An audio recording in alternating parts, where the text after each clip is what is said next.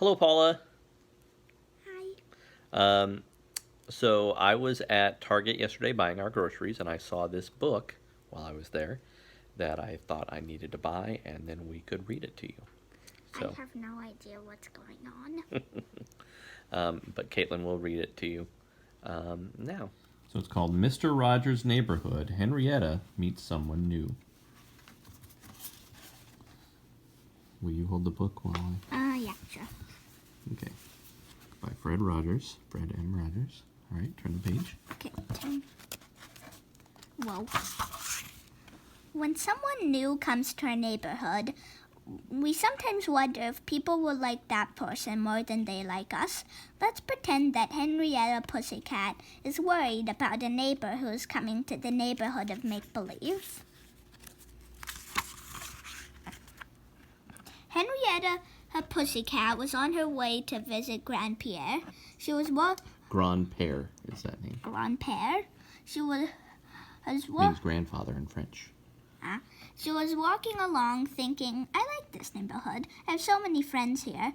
I hope this neighborhood stays the same. I hope nothing ever changes. But when Henrietta got to the Eiffel Tower, where Grandpère lived, she could see right away that something was different. There, in the middle of the tower, was a picture of the prettiest, fanciest tiger Henrietta had ever seen.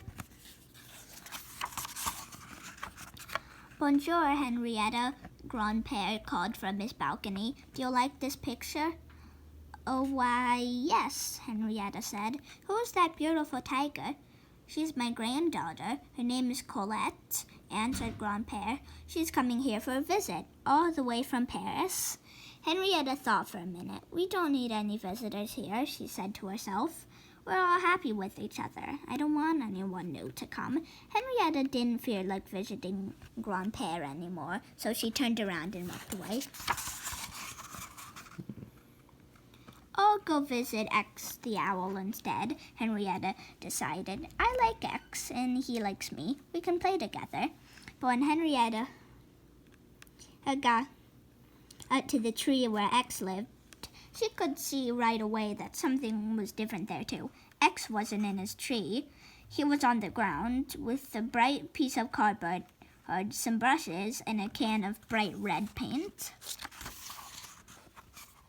May I have a brush too, so we can play together? Henrietta asked. Sure, Hen, here you are, X said. I'm painting a sign that's going to say, Welcome, Colette. Suddenly, Henrietta didn't feel like painting anymore. She gave the brush back to X and walked away. Henrietta went to Lady Elaine Fairchild's museum. Around. I like Lady Elaine, and she likes me, she thought. We don't need extra people to have fun. But when Henrietta got to the museum, she could see right away that something was different there as well. There's a big banner on top of the museum with letters that spelled out something special. Hello, Lady Elaine. Are you there? Henrietta called to a friend. Lady Elaine came out of the museum. It's all about Paris, so Colette will feel at home when she gets here. Henrietta wrinkled her nose and said, But this is not our home. This is our home. We don't want anyone new to come here. You must be kidding, Lady Elaine said. I just love to see new people and new things. And she went back to the museum tour. Henrietta walked away sadly. I wasn't kidding, she thought.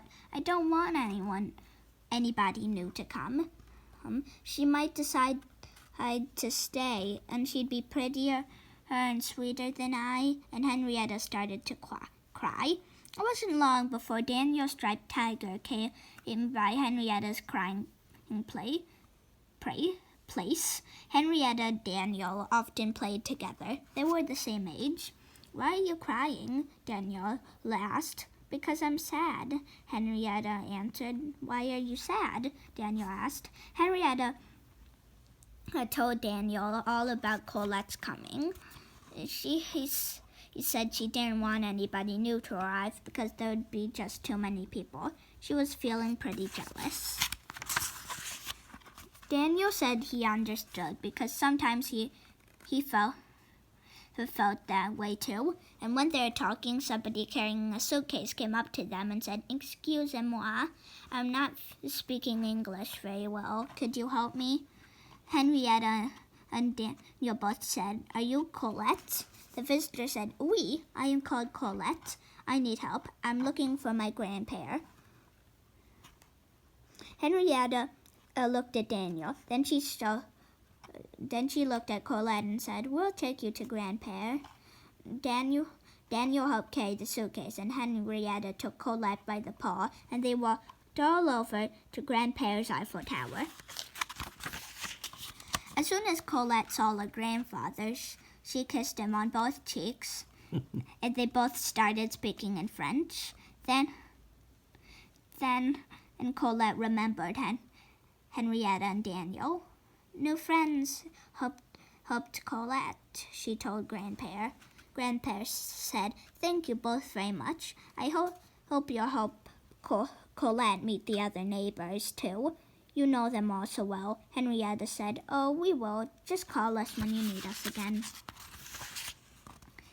As Daniel and Henrietta walked home, Henrietta talked about how they could help understand X's Welcome Colette sign and Lady Elaine's Something Special sign. Daniel interrupted. "Henrietta, I thought you didn't want anyone new to come to this neighborhood."